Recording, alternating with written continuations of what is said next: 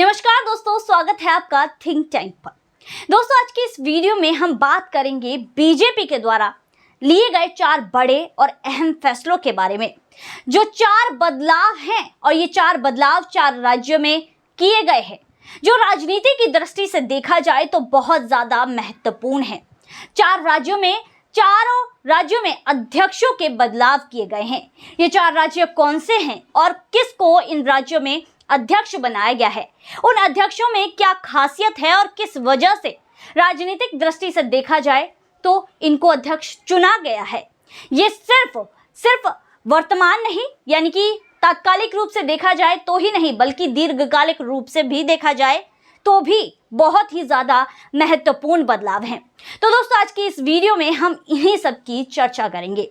दोस्तों, बीजेपी ने 4 राज्यों में जो बदलाव किए हैं, 4 राज्यों में जो अध्यक्षों के बदलाव किए हैं, उनमें जो सबसे पहली लिस्ट पर आता है वो है आंध्र प्रदेश।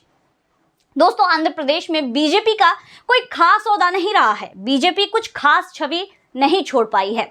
इसको देखा जा सकता है कि साल 2019 के लोकसभा चुनाव में बीजेपी को 1% से भी कम वोट मिले थे, जिससे देखा जा सकता है कि बीजेपी की जो छाप है वो आंध्र प्रदेश में क्या है, छवि आंध्र प्रदेश में क्या है।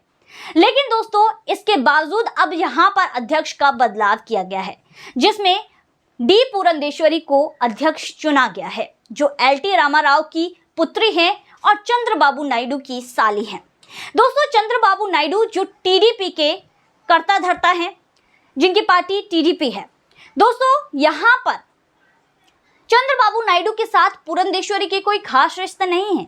जब चंद्रबाबू नायडू एलटी रामाराव के खिलाफ खड़े हुए थे तो उस समय पर पुरंदेश्वरी ने उनका साथ नहीं दिया था, यानी कि चंद्रबाबू नायडू का साथ नहीं दिया था, जिसकी वजह से उनके रिश्ते में जो कड़वाहट थी पुरंदेश्वरी और चंद्रबाबू नायडू के, वो और भी ज्यादा कड़वी हो गई।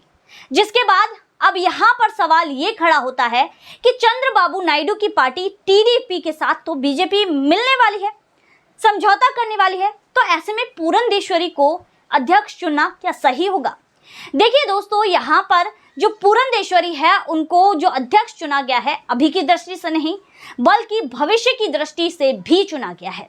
दरअसल वो ऐसी नेता है कि अगर आगे जाकर टीडीपी से अगर समझौता होता है तो किसी भी कीमत पर वो झुकेंगी नहीं, वो बिल्कुल भी बार्गेनिंग के लिए, बिल्कुल भी सीटों के बंटवारे के लिए यहाँ पर झुकेंगी नहीं। और दूसरे तरीके से देखा जाए तो यहाँ पर अभी तक जो बीजेपी है वो सिर्फ और सिर्फ कापू समुदाय पर आंध्र प्रदेश में निर्भर थी, पूरी तरह निर्भर थी, जिसमें अब जो बदलाव बीजेपी कर रही है, बाकी जो समुदाय हैं उन पर भी बीजेपी लगातार छाप छोड़ने की कोशिश कर रही है, जिनमें कम्मा समुदाय और रेड्डी समुदाय है। कम्मा समुदाय जो चंद्रबाबू नायडू जिसके कर्ता धर्ता हैं, जिससे आते हैं, और रेड्डी समुदाय जिसमें जगन मोहन रेड्डी जो कि उनका समुदाय है।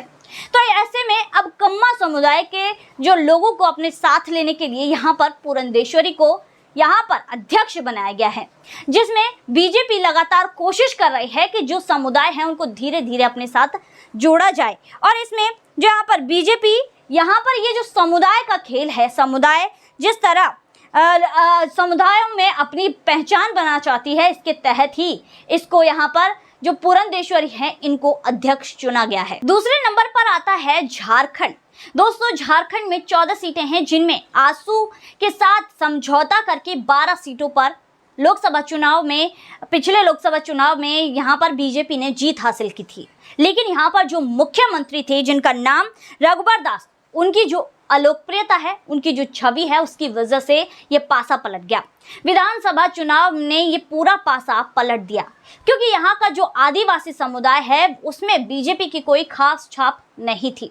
इसी वजह से अब यहाँ पर जब से राष्ट्रपति द्रौपदी मुर्मू जी को जब से राष्ट्रपति बनाया गया है, तब से ये देखने में आ रहा है, ऐसा लगता है बीजेपी को कि अब जो आदिवासी समुदाय है वो बीजेपी की तरफ आकर्षित हो रहा है। इसके बावजूद अब बाबूलाल मरांडी को यहाँ पर अध्यक्ष चुना गया है, जो कि एक बहुत बड़ी बात है, जो सिर्फ आज के समय से ही नहीं बल्कि आने वाले समय में भी ये बीजेपी को बड़ा फायदा देगा। दोस्तों, इसमें तीसरे नंबर पर जो राज्य आता है वो है पंजाब।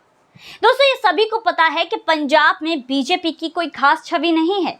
पंजाब में बीजेपी यहाँ पर बहुत ही बुरी स्थिति में है, जिसके तहत ये बदलाव किया गया है। और बदलाव करके सुनील जाखड़ जो एक नेता है, जाट हैं, जिन्हें यहाँ पर पंजाब में बीजेपी का अध्यक्ष चुना गया है। दरअसल सुनील जाखड़ पहले कांग्रेस पार्टी में रह चुके हैं और एक समय की बात आपको याद होगी दोस्तों, या फिर मैं आपको बता दूं, जब चरणजीत सिंह चन्नी को पंजाब का सीएम बनाया जा रहा था कांग्रेस पार्टी द्वारा, तब यहाँ पर सुनील जाखड़ को ये कहकर मना कर दिया था कि यहाँ पर किसी भी हिंदू को जो है पंजाब में मुख्यमंत्री नहीं बनाया जाएगा। दोस्तों यहाँ पर हमने देखा है कि पंजाब में अभी तक कोई भी गैर सिख मुख्यमंत्री नहीं रहा है, जो कि एक यहाँ पर औहदा छोड़े हुए है। यहाँ का लोगों का ये मानना है, यहाँ पर हिंदू और सिखों में एक मतभेद रहता है, जिसकी वजह से जो सिख समुदाय है वो हावी रहता है, जिसके तहत जब कांग्रेस नेताओं द्वारा ये कहा गया कि कोई भी हिंदू यहाँ का मुख्यमंत्री नहीं बन सकता, तब यहाँ पर सुनील जाखड़ को ये बात बहुत बुरी लगी थी और इसके बाद ही इन्होंने यहाँ पर ये कांग्रेस पार्टी छोड़ दी थी और यहाँ पर अब बीजेपी ने इन्हें अपना अध्यक्ष बनाया है। दोस्तों यहाँ पर अकाली दल जब तक एनडीए के साथ थी तब तक थोड़ा बहुत यहाँ पर काम चल जाता था, बीजेपी थोड़ा बहुत काम कर लेती थी और 3 लोकसभा सीटें समझौते के तहत मिल जाती थी। लेकिन जब अकाली दल अलग हुआ उसके बाद तो बीजेपी की स्थिति और ज्यादा खराब हो गई और यहाँ पर सुनील जाखड़ को इसीलिए यहाँ पर अध्यक्ष बनाया गया है, क्योंकि जो अकाली दल है, यहाँ पर जो बीजेपी के नेता हैं वो कहते हैं कि जब किसान आंदोलन हुआ था तो अकाली दल की कहीं ना कहीं सहमति थी, जब बीजेपी नेताओं को गाँव में नहीं घुसने दिया था पंजाब में, और उसके बाद उनके साथ मारपीट भी की गई थी। इसमें अकाली दल की ही कहीं ना कहीं सहमति थी। तो यहाँ पर बीजेपी नेता और अकाली दल साथ आ सकते हैं, इसमें बड़ी ही असमंजस है, इसमें एक बड़ी ही जो है असुलझन है, जिसको सुलझाना सिर्फ और सिर्फ सुनील जाखड़ समझ सकते हैं, जिसकी वजह से ही ये देखा जा रहा है, ये माना जा रहा है कि सुनील जाखड़ को इसके लिए ही अध्यक्ष बनाया गया है। इसके बाद दोस्तों चौथे नंबर पर आता है तेलंगाना। तेलंगाना में जो बांदी संजय सिंह थे, उनके समय पर जब वो अध्यक्ष थे तो युवा जुड़ रहे थे, लोग उनकी लगातार रैलियों में शामिल हो रहे थे, लगातार युवाओं में जोश था, युवा लगातार बांदी संजय सिंह से जुड़ रहे थे।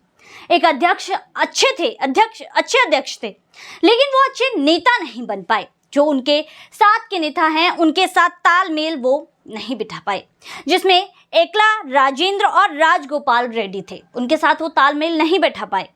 जिसके बाद ये तय किया गया तो यहाँ पर जी किशन रेड्डी को यहाँ पर अध्यक्ष बनाया जाए, जो केंद्रीय मंत्री हैं, अभी सांसद हैं, इसके अलावा विधायक रह चुके हैं और पहले भी अध्यक्ष रह चुके हैं।